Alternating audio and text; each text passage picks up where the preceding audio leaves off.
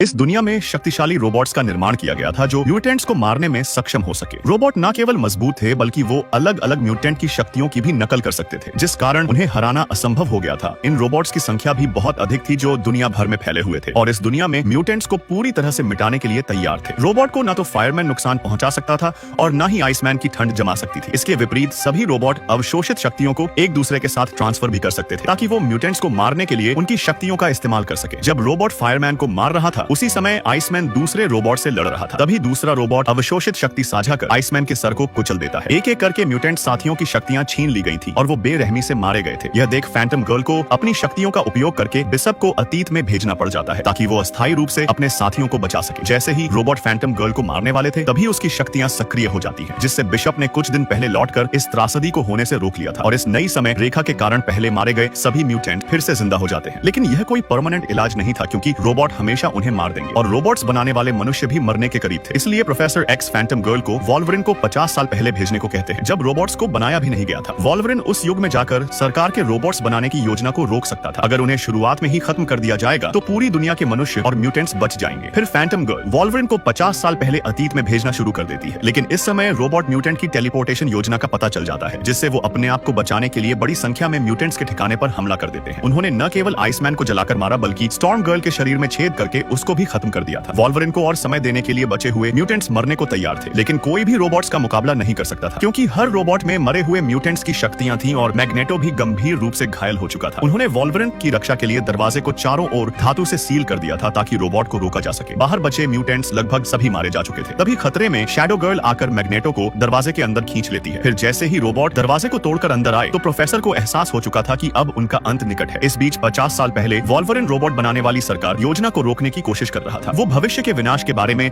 सबको चेतावनी देता है, लेकिन वर्तमान के लोगों को वॉल्वरिन पर विश्वास नहीं था बल्कि उसे म्यूटेंट से ही लड़ना पड़ जाता है ताकि उनकी छवि खराब ना हो जाए। वॉल्वरिन मैग्नेटो को इंसानों को मारने से रोकना चाहता था, लेकिन मैग्नेटो उल्टा उस पर ही पलटवार कर देता है। रोबोट्स बनाने की योजना का खतरा बढ़ता जा रहा था। इस समय केवल युवा प्रोफेसर एक्स ही जानते थे कि वॉल्वरिन भविष्य से आया है, इसलिए वो टेलीपैथिक से शेप शिफ्टर गर्ल को सरकारी अधिकारियों को मारने से रोकता है ताकि इंसान म्यूटेंट के डर से रोबोट न बनाए। वो उसे भविष्य में होने वाली विनाश के बारे में बताते हैं, जिसके तुरंत बाद ही शेप शिफ्टर लड़की ने अपनी बंदूक नीचे कर ली थी और सरकार को बताती है कि म्यूटेंट्स भी इंसान ही है। लेकिन मैग्नेटो अभी भी इंसानों को मारना चाहता था, पर तभी शेप शिफ्टर गर्ल उसे रोक देती है, जिसको देखकर रोबोट्स बनाने की योजना खत्म हो जाती है, जिससे वॉल्वरिन ने आने वाले भविष्य की समय रेखा बदल दी थी और भविष्य में रोबोट द्वारा उनकी मौत टल जाती है क्योंकि जब रोबोट बनाने की योजना ही खत्म हो चुकी थी तो सारे रोबोट भी गायब हो जाते हैं। हालांकि म्यूटेंट्स भी बचकर गायब हो गए थे। फिर नई समय रेखा में सभी म्यूटेंट्स मनुष्य के साथ शांति से रहने लगते हैं। केवल टाइम ट्रेवल वॉल्वरिन को ही याद था कि रोबोट्स कितने खतरनाक थे।